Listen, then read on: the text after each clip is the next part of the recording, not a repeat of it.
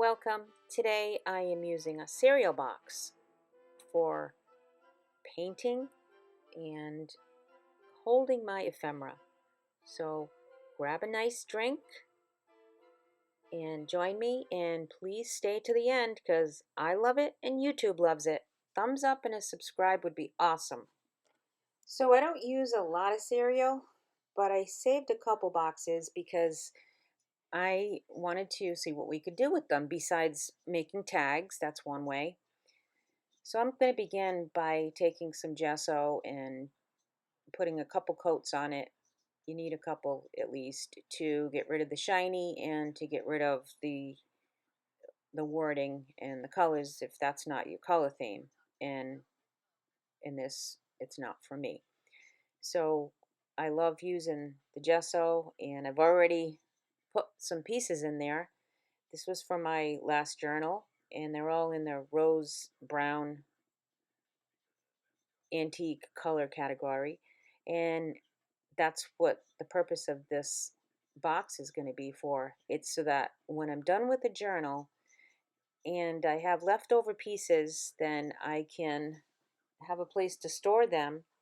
And on the colors that I'm choosing to paint this box is going to have the color theme of what's in the box. So that way when you want to use those colors, you already have it painted, and it all makes sense when you pull that off of your shelf or wherever you're going to store it. So this green is one of my favorite greens, olive green, and I'm going to put that on there. And I'm also going to do some things that I wanted to try, which was stenciling with the correct way, with more of a dry brush. So this cereal box is not only going to serve to be the house for some leftover pieces that will get used again, but it's also going to be a practice surface for different mediums. And Daphne's Diary is almost in all of my journals, and I'm doing a voiceover and trying to remember what I put in here. So this, apparently I didn't use a dry brush. I just used a brush that I sprayed water with. So I thought I used a dry brush, but I didn't. You know, the cereal box, though, it is a good surface to try different things that you might not want to try in your journal because you don't want to mess it up if you're that kind of person. I sometimes think like that. So this cereal box was perfect for that. I like how this is, and I remember doing those stencils in my daughter's room once about 35 years ago, but not so much now. But it's nice to have those things come back.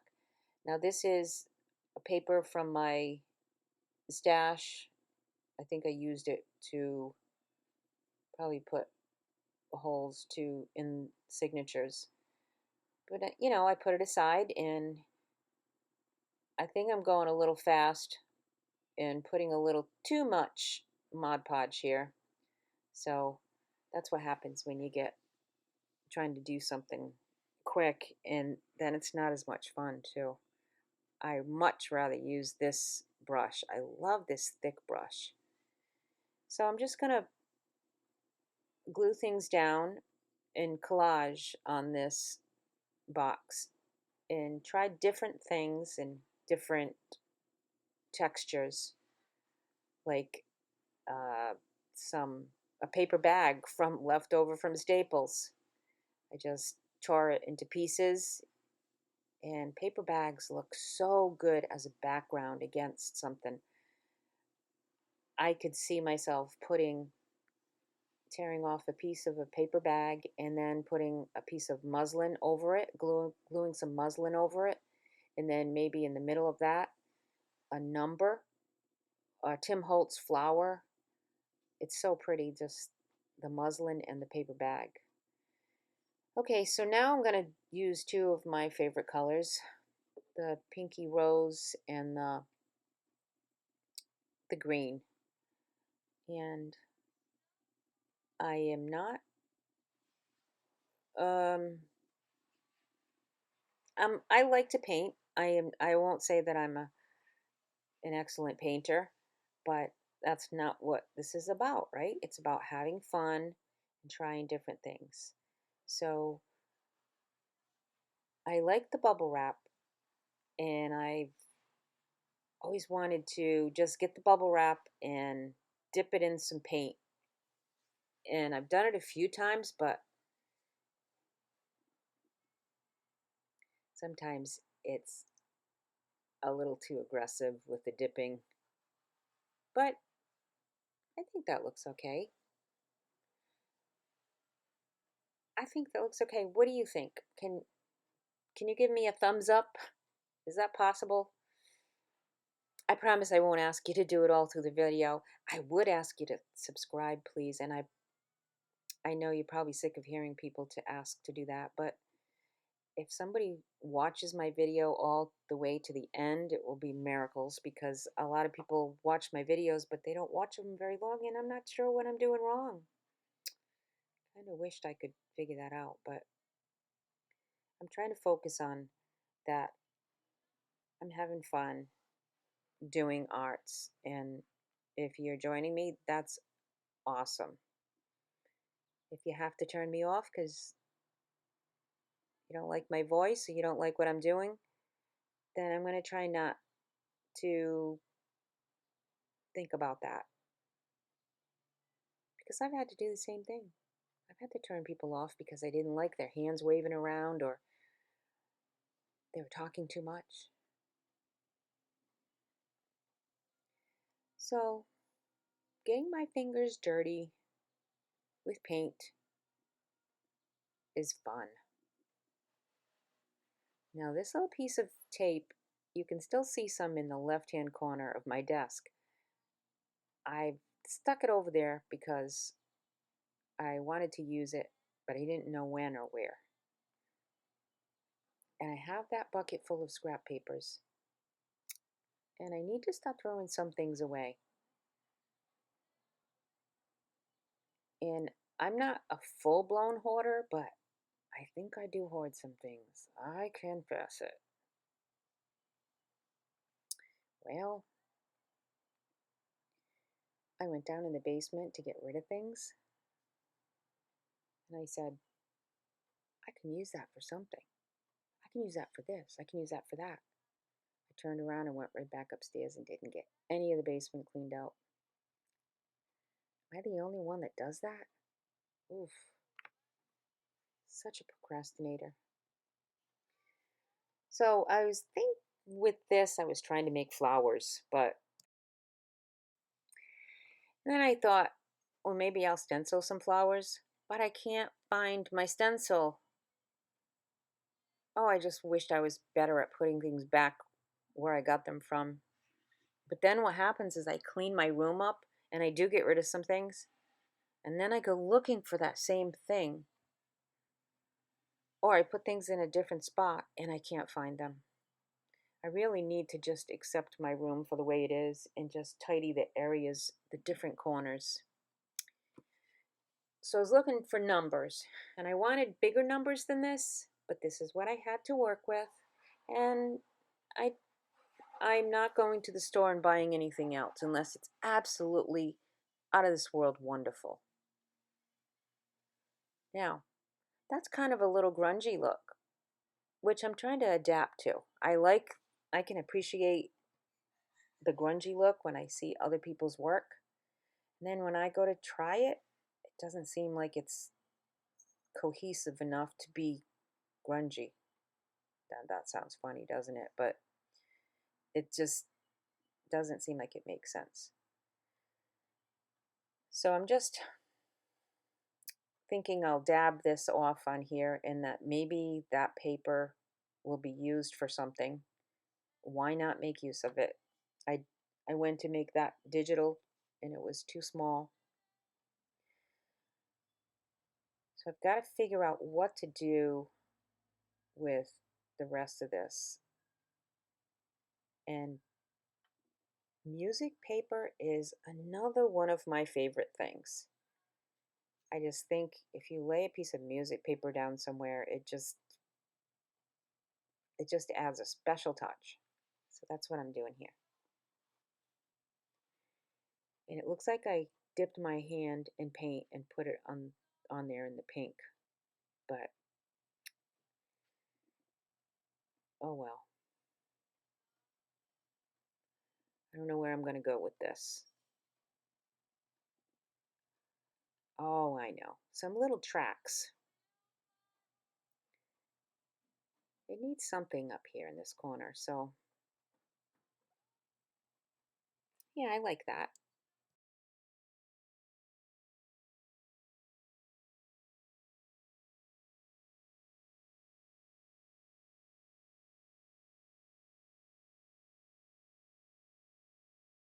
So now for the other side of the box. I have this picture that I took.